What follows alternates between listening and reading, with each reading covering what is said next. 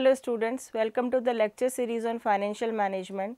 Today we shall take up another topic based on receivable management under working capital management. We will take up typical illustrations based on receivable management, where we will understand how to solve questions based on evaluation of the credit proposals. That is, in case we decrease or increase the credit period, how it is going to impact. In our previous lectures, we have taken up various illustrations based on total approach and incremental approach. These are a little bit different questions where net credit period if increased or decreased, whether the discount availed or not, these sort of typical problems will come in front of us and we have to solve it using the techniques which we have learned in our previous lectures for solving questions based on receivable management. So, let us move ahead and read the question on the screen so that we can solve it and understand how to apply the techniques for receiving the answers based on our techniques applied for accepting or rejecting the criteria laid down for evaluation of the credit proposals. Question 1. A firm has current sales of 7,20,000. It is considering to offer the credit term 2/10 net 30 instead of net 30. It is expected that sales will increase by 20,000 and average collection period will decline from 30 days to 20 days. It is also expected that 50% of the customers will avail discount and pay on 10th day and the remaining 50% of the customers will pay on 30th day. Bad debts losses will remain on 2% of sales. The firm's variable cost ratio is 70%, corporate tax rate is 50% and opportunity cost of investment in receivable is 10%. Should the company change its credit policy? So, here in the question lot many parameters are given and some typical transactions or terminologies are given. Say for example, current sales, we will note it separately in our working notes that current sales is 7,20,000. Now, right now the credit terms are 2/10 net 30, which means that if within 10 days customers repays the amount of sales, that means if receivables are being converted into money within 10 days, they can avail a cash discount of 2% on the amount due from them and they need to pay not later than 30 days. So, 30 days is the maximum credit period, but instead of 30 days, if a customer comes and pay within 10 days from the date of payment, then they can avail a discount of 2%. So, it is expected that sales will increase by 20,000. So, instead of 7,20,000, our sales would go to 7,40,000 and the collection period will decline from 30 days to 20 days. We are reducing the collection period from present 30 days to 20 days and revenues are increasing by 20,000. It is also expected that 50% of the customers will avail discount. So, 50% customers only will avail this 2% discount and balance will pay on the 30th day as per the terms of credit which is given to them. Bad debts will remain 2% on sales. That means, what was the percentage on 7,20,000, same will remain percentage on the increased sale of 20,000. The firm's variable cost ratio is 70%. So, its revenue will be 30%, that means contribution will be 30% and corporate tax is 50%. This is opportunity cost of investment rate is being given, which we will apply on the investments in receivables figure which we will arrive. So, this question is asking about the comparison that present policy is 2/10 net 30 and if we decline the credit period, increase the sale and other parameters we apply, should we go for this credit policy or not. So, let us move towards the solution. We will solve it by incremental approach. Loss, that is cash discount, we know that total sales now would be 7,40,000, that is 7,20,000 plus increased sale, and 50% of our customers will avail the discount of 2%, that means they are going to pay within 10 days. So, 7,40,000 50% into 2%, it will give us the cash discount of 7,400.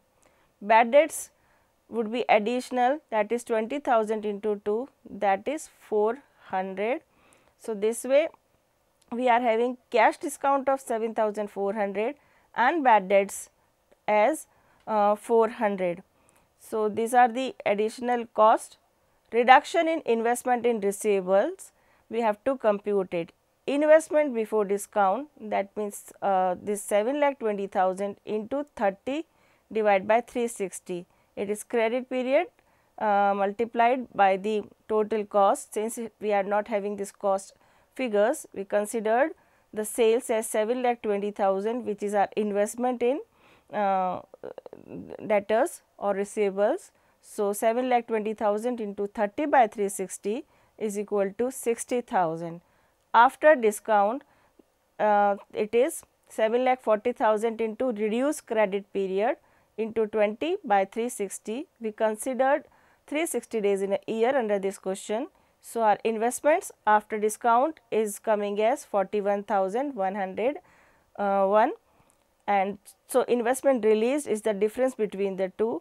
So, right now we are having this surplus fund of 18,889, which is released due to early receipt of the debtors amount or fund there, so that we can invest it at the rate of 10% as our opportunity cost which is being given.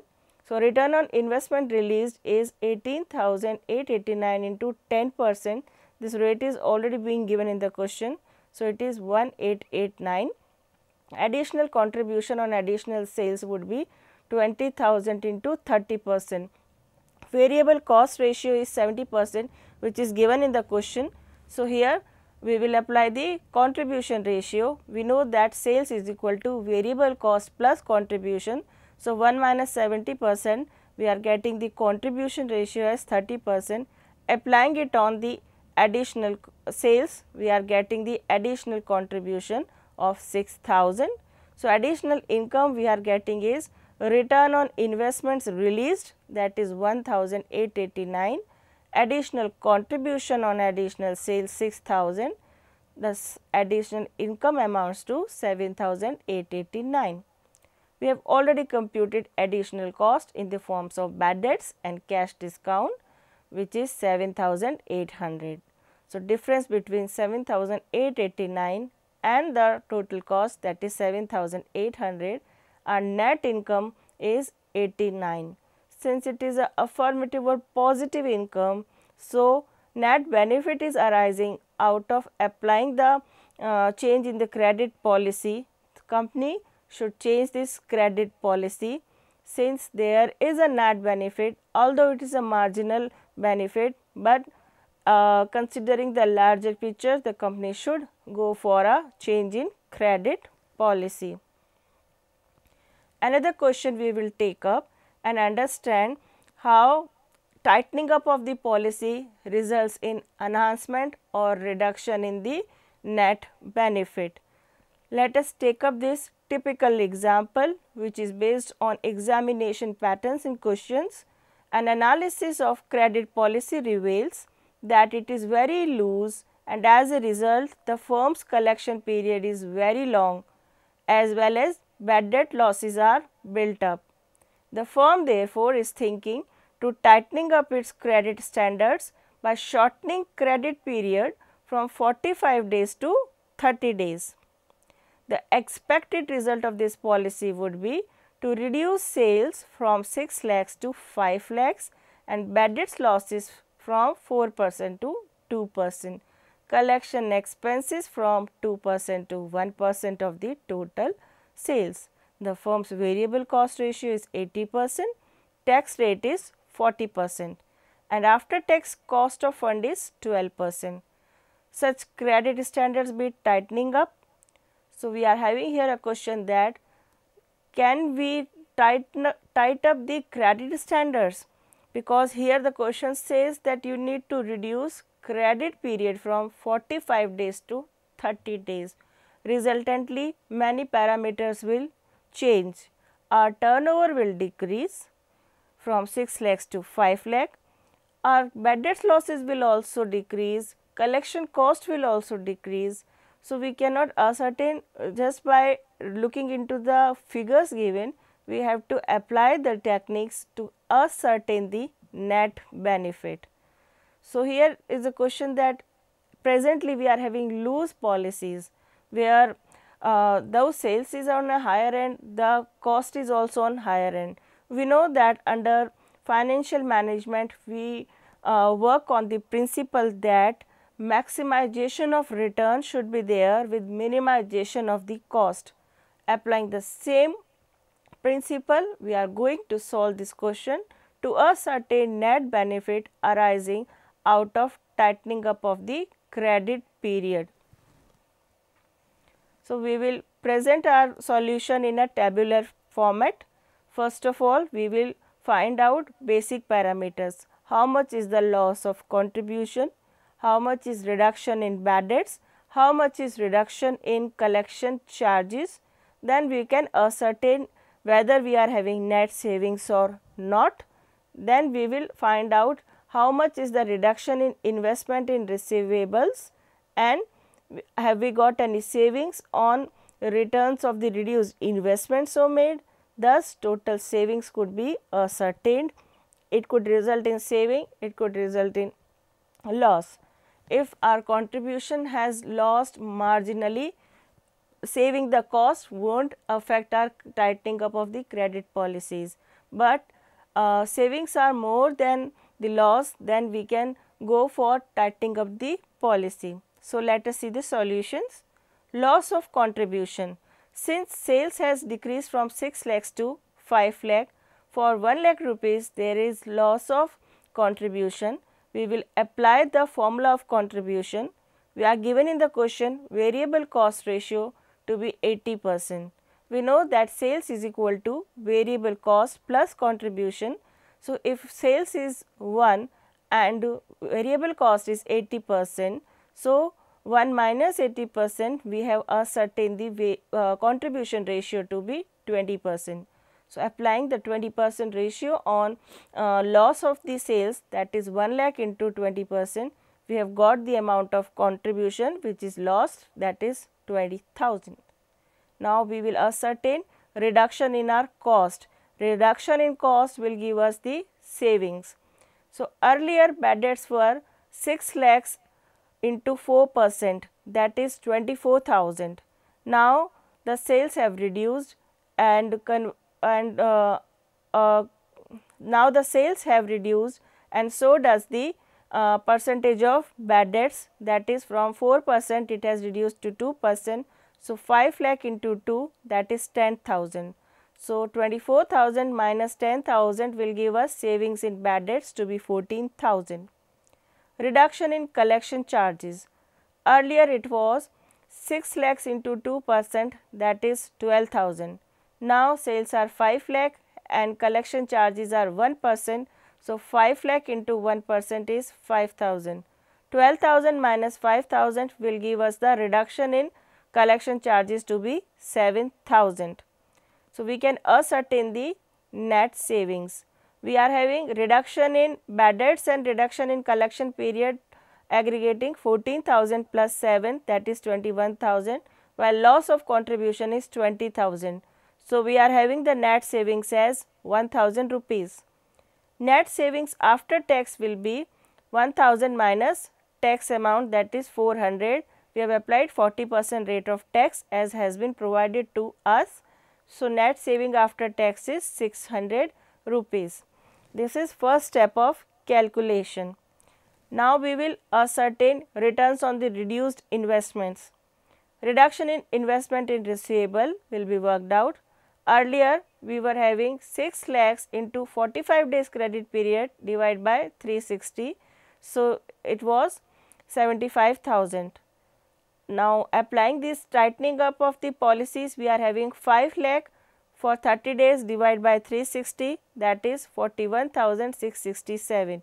So, there is reduction in investment in receivable, that is 33,333.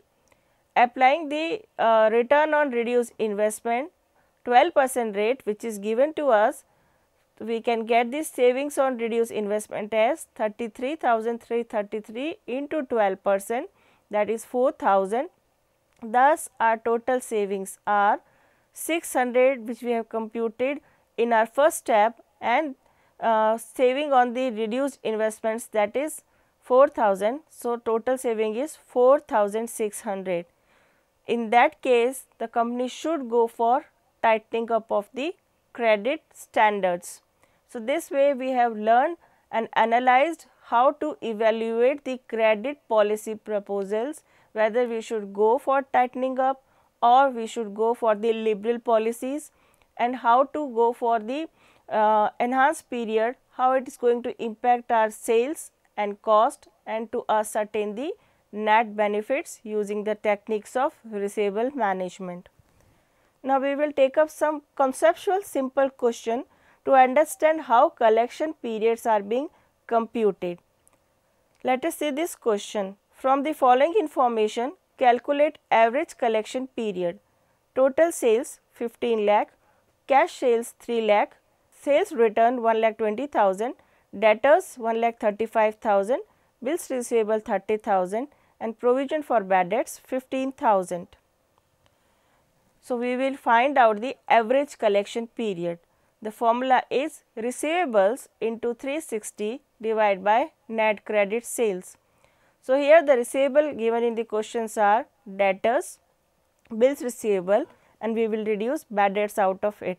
Let us see the question again. We are having debtors 1,35,000, bills receivable 30,000, and bad debts provision 15,000. So, we can get the net receivables as 1,35,000 plus 30,000 minus 15,000 to be 1,50,000. Now, we have to ascertain net credit sales. It can be ascertained when we subtract from total sales, cash sales and sales return. Total sales given in question is 15 lakh. So, we will subtract the cash sales of 3 lakh from it and sales return of 1,20,000 from it. So, we will get the net credit sales as 10,80,000. So, applying the formula and fitting these values so ascertain for receivables and net credit, we can ascertain the average collection period. It is 1,50,000 into 360 divided by 10,80,000 will give us the average collection period to be 50 days. So, this way we can compute average collection period. It was important to know how to ascertain collection period, because in every question we are getting this figure that collection period has increased from certain days or decreased from certain days. So, one should have a clear understanding what the average collection period is all about. Now, students, we are summing up our discussion of today.